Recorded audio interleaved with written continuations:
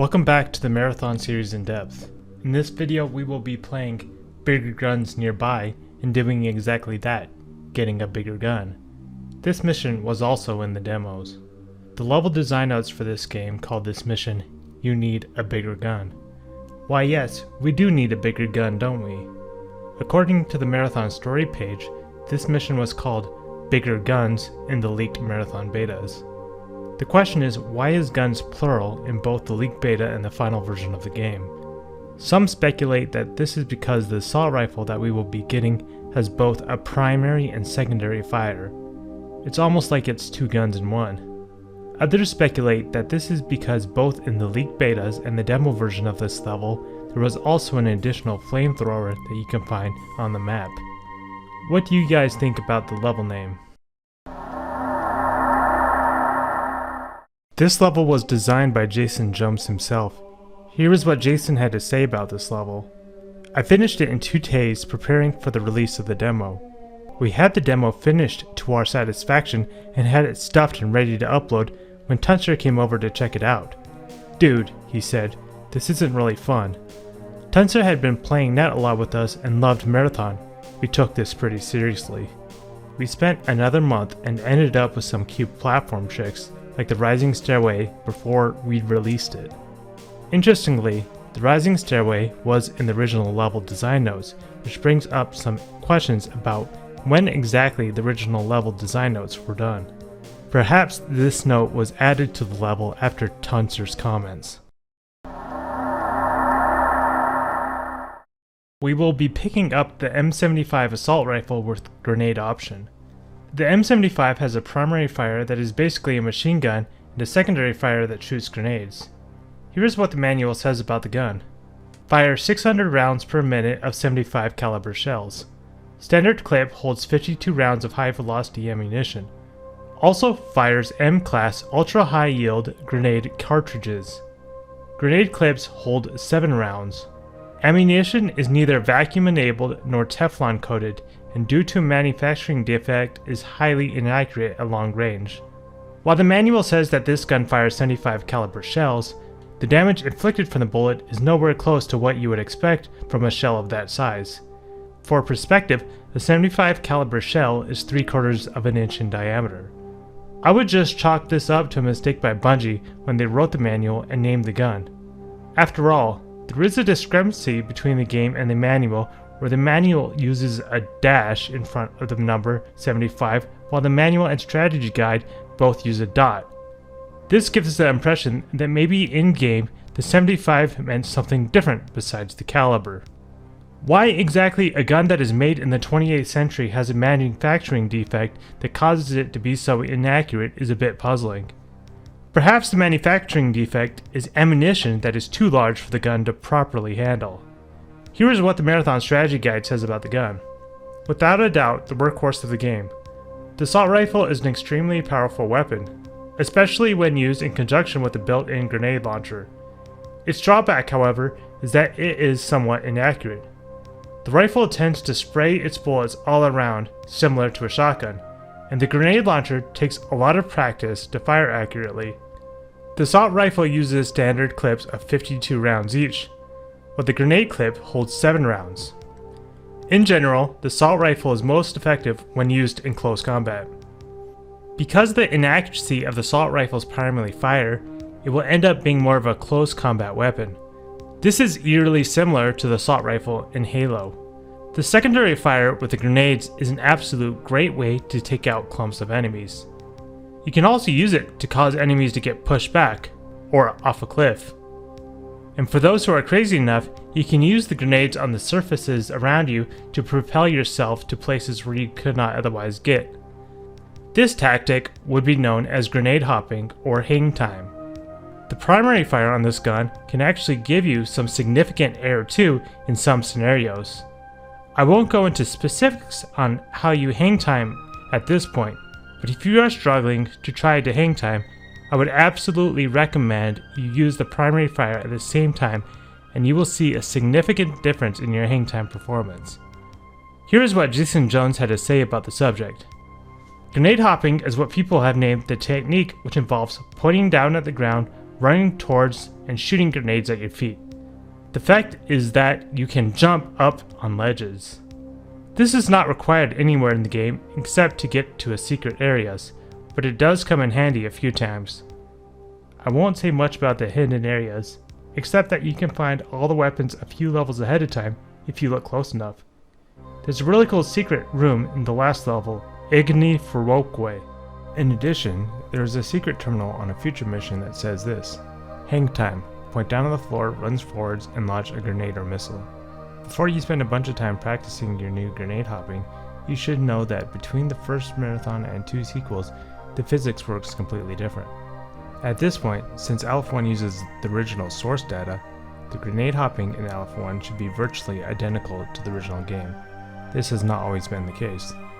Thank you to everyone who contributed to getting Alpha 1 to where it is today. The grenades for the assault rifle are also useful for hitting switches from a distance. This can be quite handy, and in some cases necessary. One note of caution is that if you use the spacebar as your secondary fire, you need to be very careful not to get in the habit of progressing terminal screens by using the spacebar key. You might just take a grenade to the face. Hypervision is the first BE, short for Bioba's chip enhancement, that we will find in the Marathon series. BCEs are plugins for your suit and helmet. They have self-contained power sources which only last for a short period of time. When acquired, their effects take place immediately. Hypervision creates a visual image of the world based on a composite of light, heat, electromagnetic, and radar waves. The resulting image tints the world blue, humans yellow, the floor red, and items green. There are only a few BCEs that we will discover within the Marathon series, as BCEs tend to be more of a multiplayer feature. Hypervision is not one of the more useful BCEs for that matter, as all it does is allow you to spot things a bit easier. The first Marathon official strategy guide tells us that this chip lasts 3 minutes. However, it also says the chip only appears on network levels, which is clearly a mistake. Because Hypervision changes all enemies to the color red, it is no longer possible to tell what rank they are. Alright everyone, here we are, bigger guns nearby. We kind of jump in on this jump pad. Right from the start, there's this 4 hiding here. Deal with him real quick. Alright, and here's another one that comes out once you start fighting him. He won't let us get around him, so he kind of trapped us in the corner. Alright, here's the first terminal, let's read it real quick. It seems that we are now in level 29B, section 10. I don't think this really holds any significance in the game. This terminal also exists in the demo, but I didn't spot any differences. Let's see what this terminal has to say. Incoming message from Leela.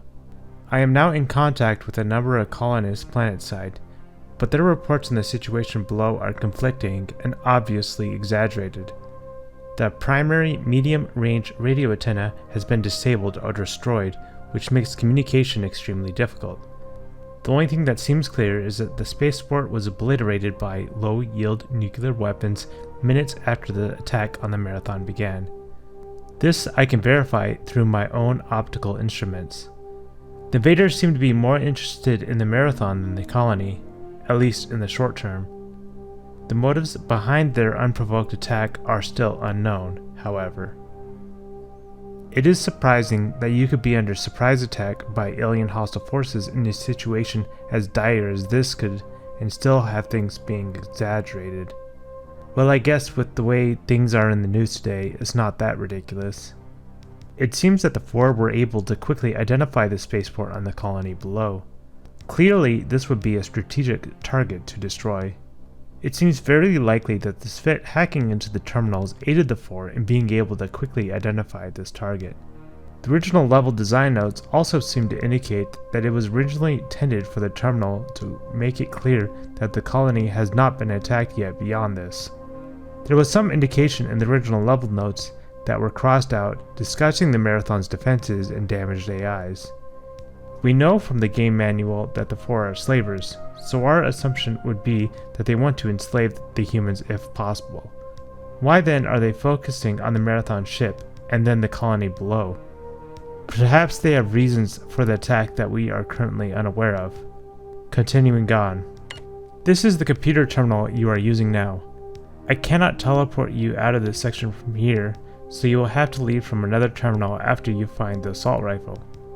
This reiterates the idea that only certain terminals allow teleportation. There is an M75 assault rifle / grenade launcher and ammunition at this location. When firing on the fully automatic setting, this weapon is highly inaccurate, but the grenades hit hard and it's the best we can do right now. Ammunition may be scarce for a while, so be prepared to fall back to your pistol. What does Leela mean exactly by a fully automatic setting?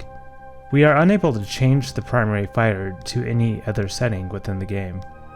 It seems likely that there is some implication that there could be a semi-automatic setting that will allow the weapon to be a bit more accurate.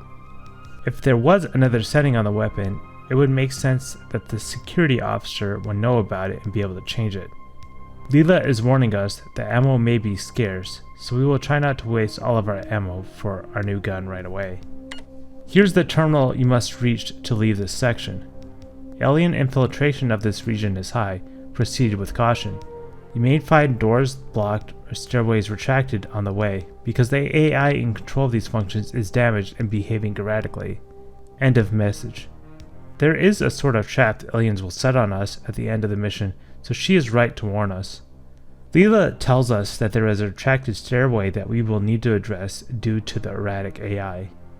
This is almost certainly Durandal getting in our way again.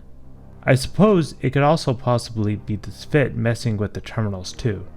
Regardless, we will deal with this stairway. Alright, and we kind of have this like maze area. That's where we need to go right now, but first off, here's this room. There's like a stairway we need to raise, a save switch with the door, and you kind of see the switch to raise the stairway right here.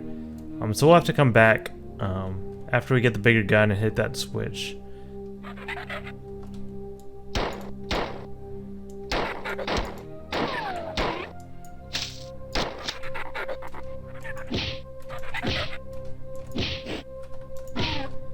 Alright, he's done. It's kind of like interesting. You can look up in space in here. You can run around here and punch them, but you just got to be careful because, you know, anytime you got platforms, it kind of like screws with your movement when you're coming off it. So, because of the low gravity.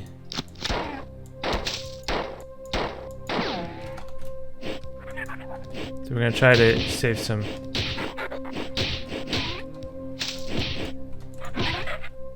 There we go. Got some interesting lighting effects. I feel like they come out too early. Like, it'd be more, you know, shocking if you were like up here when they came out, but it is what it is. I'm sure it still surprises some people. So if you hit the switch, lights go off, turn it back on, they kind of flicker on. It's kind of a neat effect.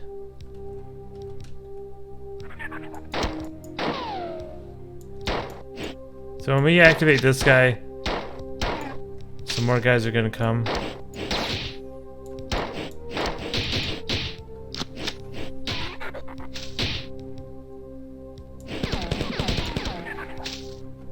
Now those blue guys are really annoying on Eternal Carnage because they shoot so fast. So just watch out for them. You can play a little sloppy at the beginning because there is this shield recharge station. So we come out here. This is where they came from. There's some ammo down here for our 44 Magnum. Up here, there's kind of a secret area up there. There's some invisibles fit in there, but normally people get up there by grenade hopping and damaging themselves. I'll show you how you can skip that, but first let's deal with these guys. We're just gonna... Is the other one still alive? Okay. There's two of them up there. I got them both with a few grenades. You can also just shoot them once, like with the Magnum or something, come back here, punch them when they come up here. Because once you're up against them and punching them, like, you know, they can't attack back. It just takes forever. So So let's go ahead and deal with this guy.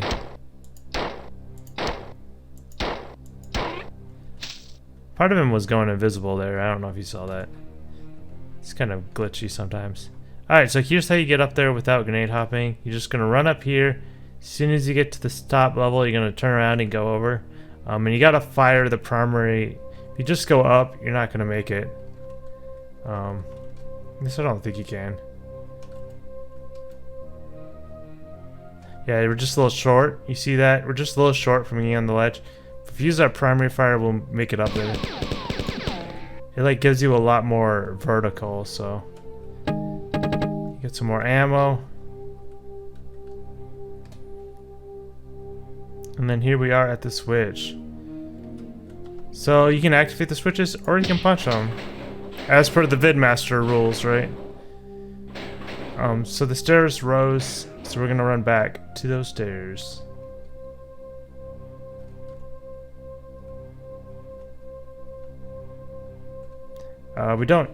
You should make sure you shield recharge before you go back, if you haven't already.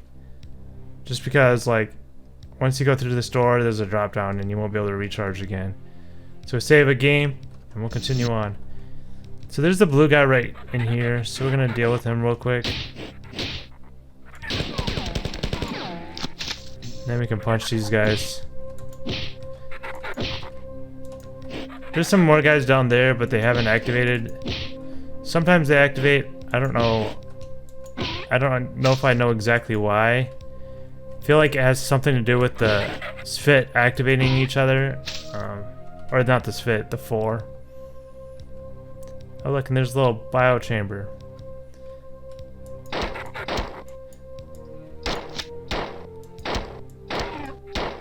It's like a... That texture is almost like there's a guy like in cryo sleep in there.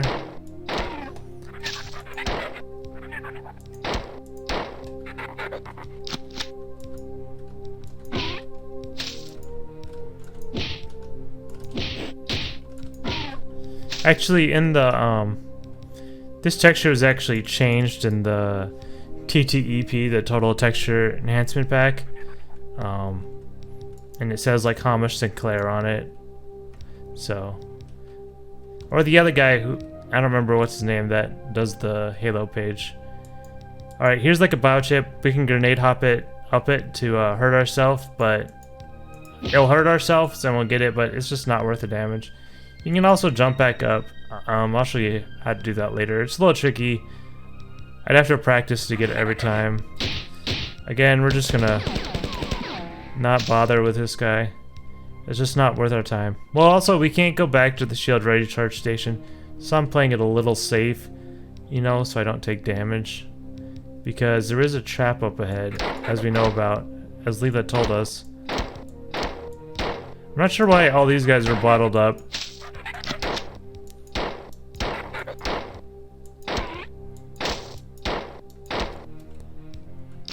Okay, so you do want to watch your you kind of like your compass on the bottom left, because you see like there's some red. I think there's a guy behind me. So like some guys like spawn behind you and somehow they like know where you are right away and they'll just start running randomly while you're trying to fight things. So keep an eye on that, because you'll be fighting something and then be in like this hallway, you like go in here to dodge something or something, and then this guy will come up behind you and you didn't expect him and you'll be stuck. So I just deal with him by shooting him. Normally there's a 4 here. I think he was actually up there, which is kind of weird. There's another blue 4 here. We're just gonna shoot a grenade at him and then take him out with a magnum. Finish him off. So like keep watching your compass if guys are coming behind you, because that will ruin. Okay, there is never a guy there. He moved.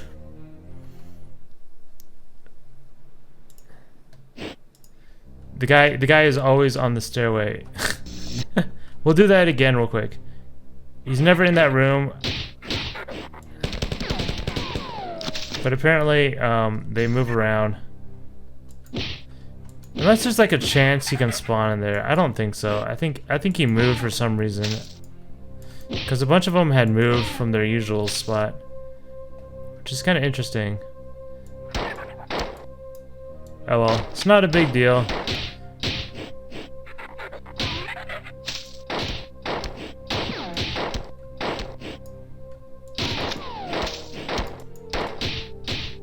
So now that we got him in a big room, we're just gonna take advantage and use our magnum and take him out. Then we'll punch this guy. You can easily punch the blue guys too, but like I said, there's a trap up ahead. I'd rather just save my ammo.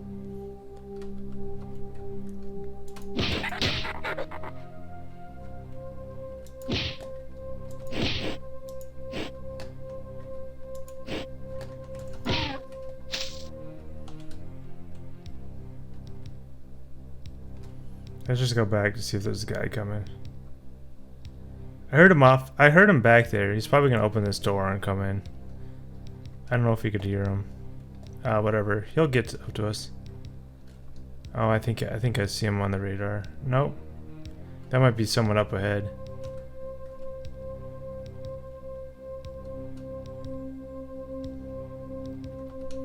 But you can see how like easily like 1-4 that you didn't recognize, didn't spot, can totally like just come up and kill you. So why it's so important to, on some of these levels, to why did the rest go back?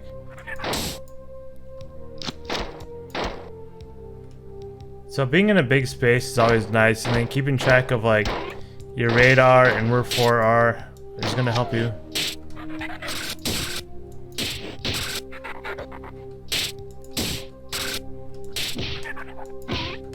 This fit, you can easily just run around and in a big room and just punch him.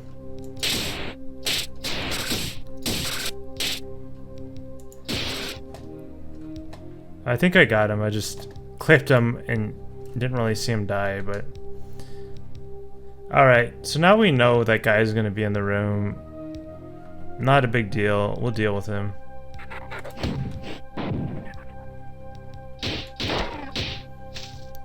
Now I know, always check this room. Unless he wasn't in that room. Oh, there he is. I guess I didn't peek in there enough. That's so weird.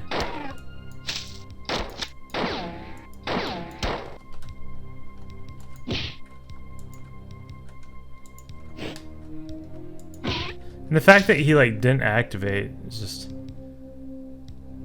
I mean, maybe there's just like a chance he's in there to spawn. I don't know. Alright, so there's kind of like a trap here. It's kind of like these vents and some compilers are going to come down. And it happens as soon as you kind of step past this square. I don't know exactly where the edge of the activation polygon is, but it's around like right off this hazard sign. So what we can do is they're going to come down right in the center, so we can kind of just sidestep and then run back.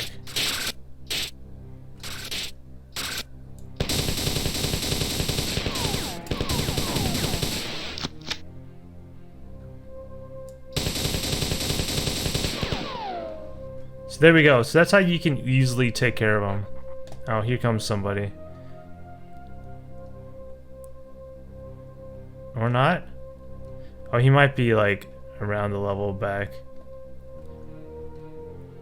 There he is. Hello. I'd rather deal with you and not have you come up behind me and kill me.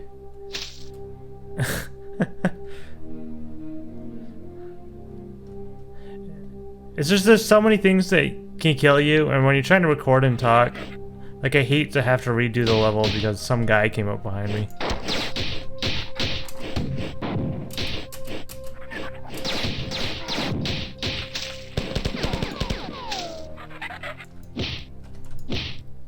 You got them all bunched up, so using your grenades there is really good. So we got this room. Here's this guy, he's kind of on the terminal, and then there's the exit terminal. Here's a switch that kind of lowers that platform, so.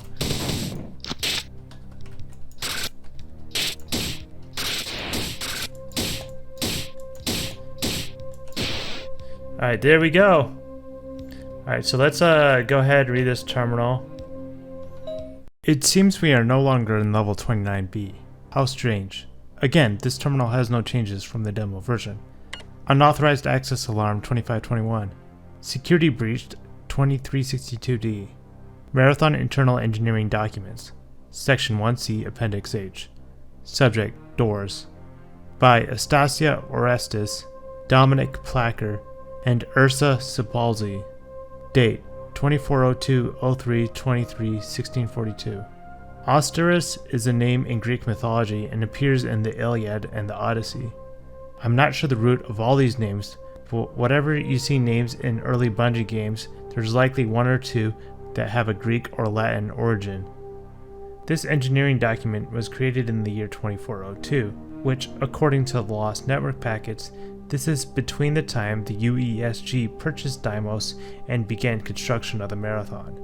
This would make sense, as this sort of document an engineer would write up to both explain the design and provide sort of an operations manual for the Marathon. Now let's read.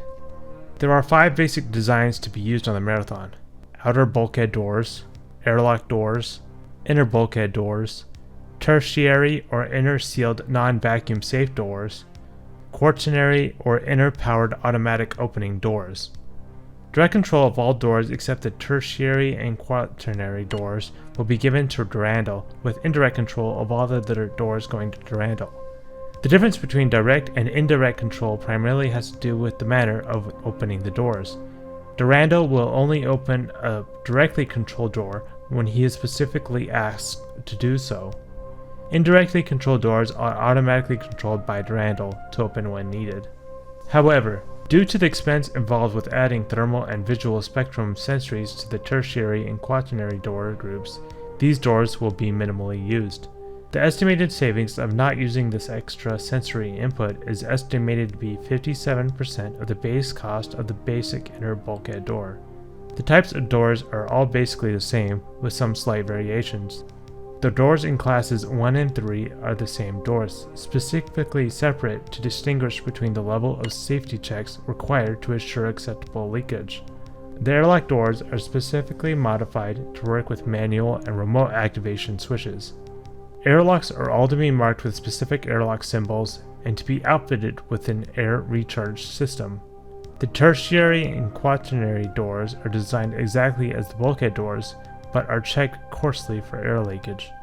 This article, as well as articles 530-F and 532-G on windows and elevators respectively, will be placed for public access on the Marathon Internal Engineering Documents, Section 1C, Appendix H.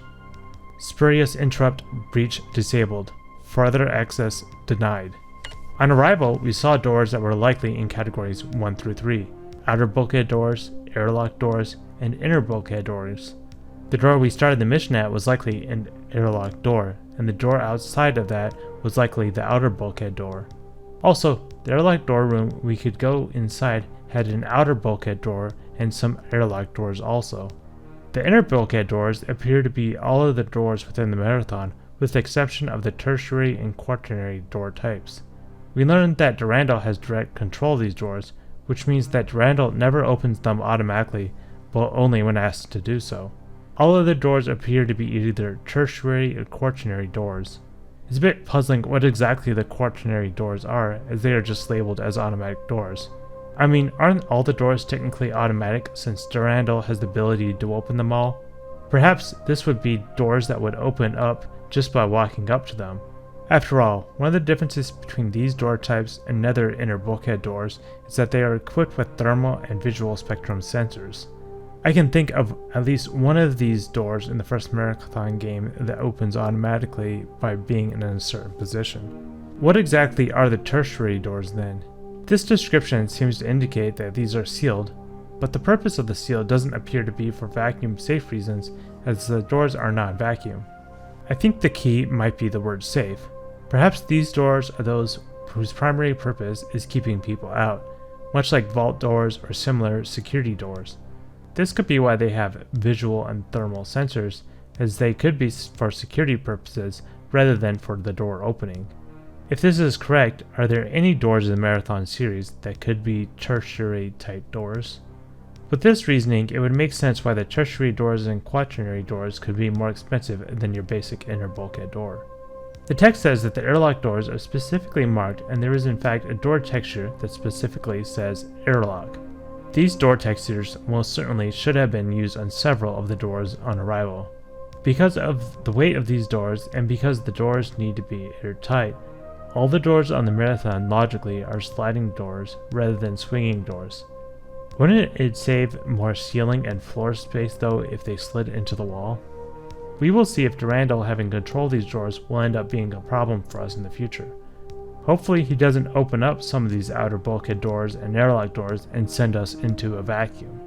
Interestingly, here is what Alan Roy said about the doors on the Marathon. Was there something in the game that you liked but didn't make it? When the engine was improved to be non-orthogonal, like Doom, the doors got a lot less cool. The old doors had cooler lighting and shadows and had much more variety of shapes. Alert! Security breach at Terminal 2362-D. We have seen a similar message to the security breach screen with the location marked on a map in the first mission, Arrival. It seems that Bungie is trying to make it as clear as possible to the player that the Spit is in fact hacking into the Marathon systems.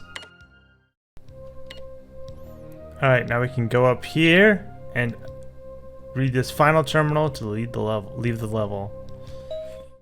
Again, we are at a public access terminal. Good thing Bungie paid attention and changed the terminal number as compared to the door terminal we just read. There are two small word changes to this terminal from the demo, but they don't change the meaning of the terminal at all. Let's read on. Incoming message from Leela. The Marathon's automated defenses were disabled during the initial attack by a direct magnetic pulse. The aliens used the same weapon to disable the Marathon's two AIs, Durandal and Tycho, and to severely damage myself. Durandal is responsible for controlling the ship's autonomous functions, doors, life support, kitchens, air reprocessors, stairs, and so on.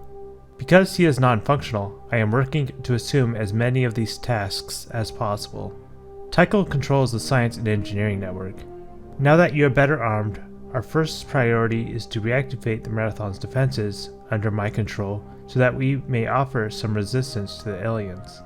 I have built 3 replacement circuit boards for the defense system, but cannot move them from the manufacturing center without assistance. I will now transport you to retrieve the replacement parts, and will give you further instructions when you arrive. End of message. Jump pad activation initiation start. Transport when ready. We learned that the Ford used a directed magnetic pulse to disable the Marathon's automated defenses, and so we will need to go and reactivate them. The magnetic pulse is also part of the reason the ship's AIs were damaged. Thankfully, it seems Leela was able to take over some of Durandal's functions for a time. Our goal in the next mission will be to take the 3 replacement circuits Leela has created for the defense system and place them wherever they need to be placed. The original level notes seem to indicate that reactivating the Marathon defenses would show the alien sweep of the ship, whatever that means. Without seeing the additional status report from Bungie's first webpage, this will be the first time you hear the name Tycho within the game. This is surprising as the manual gives you names of the other 2 AIs, but it merely just says, one was destroyed, in reference to Tycho. I already mentioned that the name Tycho sounds like technology, but interestingly there's a famous astronomer named Tycho Brahe who helped propel our understanding of astronomy significantly. One of his discoveries, for example, was being able to find the position of 777 fixed stars with mostly his naked eye before the invention of the telescope. Alright, luckily on this next level there's a save terminal right here, so we'll just save it real quick and we'll do this level next time. The song for this mission is titled Leela. It is much more uplifting than the first mission, a lot less creepy. Perhaps things are headed in a better direction with Leela helping us. At the start of the mission you can see a jump pad on the ground. I don't believe there are any other missions that have this jump pad shown, other than where we left off at Arrival. The room with the assault rifle has a switch which makes the lights flicker. Seems pretty pointless, but I guess Bungie just wanted to show off some of their cool lighting effects. Towards the end of the mission, there is an interesting triangular sort of thing in the middle of the room. What exactly is this anyways? Is this some sort of spot where people could teleport in and off the ship? There is really no explanation for what this is. I already showed you how to get the first secret in the mission, where we got some extra grenades, and also how to get there without damaging yourself. In the demo version of this level, this secret had a touched flamethrower instead. I think this might be the only significant change in the level between the demo and release versions. The second secret with a Hypervision BCE can be accessed with some grenade hopping, but it's hardly worth it since you have to damage yourself. This mission has several neat little tricks you can do. For one, you're able to skip part of the mission with hitting the switch by going back to the stairs once you have the assault rifle and grenade hopping on the platform with the door. Alternatively, you could just hit the switch through the window with a grenade in order to activate it. Once you go through the door and make the jump down, you can normally not go back to the start of the mission. However, you can actually get back up by grenade hopping. The main thing here is that you need to shoot the grenade fairly close to the door to avoid bumping your head into the ceiling. There are also a couple of annotations on the map: Biocore Vent number 88A and Biocore Vent number 88B. Both of these rooms have what look like vents going into the ceiling. There is a phrase that we hear later on in the Marathon sequels where we will hear Bungie's Doug Zartman say, "Frog blast the vent core!" Some speculate that this has something to do with area and grenade hopping to get the Hypervision BCE, hence Frog blast the vent core. When asked about this, here's what Doug had to say about this. "It's too painful. I see them in my dreams, leaping, croaking, spawning, staring at me through their huge nictitating membranes. You see, a frog killed my mother." Well, take from that what you will, but it seems likely to just be a coincidence. Who really knows? Interestingly, there is a fan-made mod of Half-Life 2 that is based on this mission. Take a look at it if it piques your interest. There are a couple of glitches in the original Marathon series that have been fixed in LF1. Both of these glitches are unrelated to moving platforms. The first bug is called the ketchup bug by the community. It basically allows a forward projectile fighter to shoot a bunch of projectiles at you simultaneously. Here are a couple of videos showing off this glitch on a level that was designed to show it off. The name originated from the projectiles coming out, much like pouring ketchup. Nothing comes out, but then all of a sudden it all comes out at once. The next bug is typically called the sliding bug or bouncy platform bug by the community. Basically, if you fall on a platform that is moving down, you would continuously fall rather than coming to a rest on top of the platform. While you are in midair, you can't stop moving, meaning that you will continue to move in the same direction throughout. This bug would also impact enemies and cause them to be unable to attack you back. Well, that's it for this mission. There are a couple of films out there of Bungie's Randy Redding vidmastering this level if you're interested. I will see you next time on Never Burn Money, where we will be fixing the Marathon's defense system.